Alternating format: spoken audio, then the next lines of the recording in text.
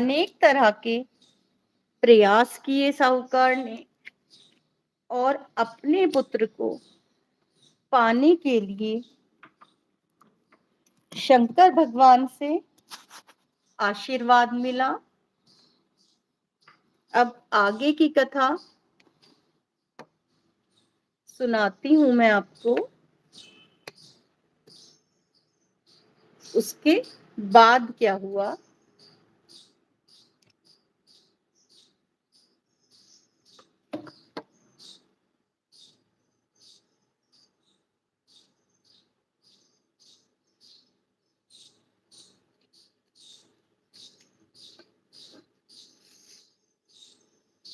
साहूकार के घर में बहुत खुशी मनाई गई, परंतु साहूकार ने उसकी आयु केवल 12 वर्ष जानकर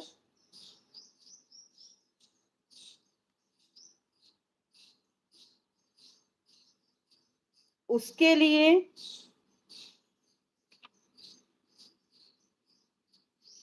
बहुत दुखी हुआ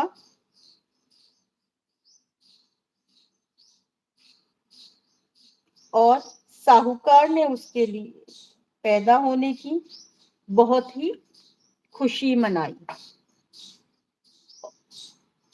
और ना ही किसी को यह भेद बताया कि जब बालक 12 वर्ष का होगा तो वो मृत्यु को प्राप्त होगा। जब बालक 11 वर्ष का हो गया तब उसकी माता ने पिता से उसके विवाह के बारे में कहा, किंतु साहूकार कहने लगा, मैं इसका विवाह नहीं करूंगा, अपने पुत्र को पढ़ने के लिए काशी जी भेजूंगा। इस तरह से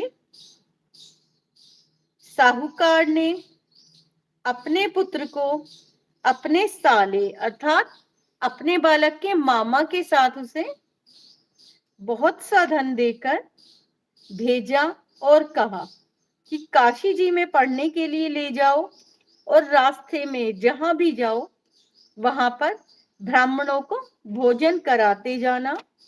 वो दोनों मामा भांजे यज्ञ करते और ब्राह्मणों को भोजन कराते जा रहे थे। रास्ते में उनको एक शहर पड़ा। उस शहर के राजा की कन्या का विवाह था। दूसरे राजा का लड़का जो विवाह के लिए बारात लेकर आया था वह एक आंख से काना था। उसके पिता को इस बात की बड़ी चिंता थी कि कहीं वर या कन्या के माता पिता वर को देखकर अड़चन पैदा ना करें विवाह में। इस कारण जब उसने अति सुंदर सेठ के लड़के को देखा तो उसके मन में विचार आया, क्यों ना दरवाजे के समय इस लड़के से वर का काम चलाया जाए। ऐसा विचार कर वर के पिता ने उस लड़के को वर के कपड़े पहना, घोड़ी पर चढ़ाकर दरवाजे पर ले गए और संपूर्ण कार्य प्रसन्नता से पूर्ण हुआ। वर के पिता ने सोचा कि यदि विवाह कार्य भी इसी लड़के से करा लिया जाए तो क्या बुराई। ऐसा विचार कर लड़के के मामा से कहा, यदि आप फेरों और कन्यादान के काम को भी करा दो तो आपकी बड़ी कृपा होगी और मैं बदले में आपको बहुत धन दूंगा। उन्होंने स्वीकार कर लिया।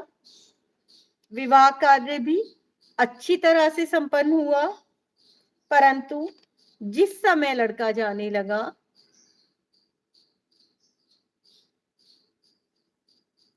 तो उसने राजकुमारों की चुंदड़ी के पल्ले पर लिख दिया, तेरा विवाह तो मेरे साथ हुआ है, परंतु जिस राजकुमार के साथ तुम्हें भेजेंगे वो एक आंख से काना है और मैं काशी जी पढ़ने के लिए जा रहा हूं।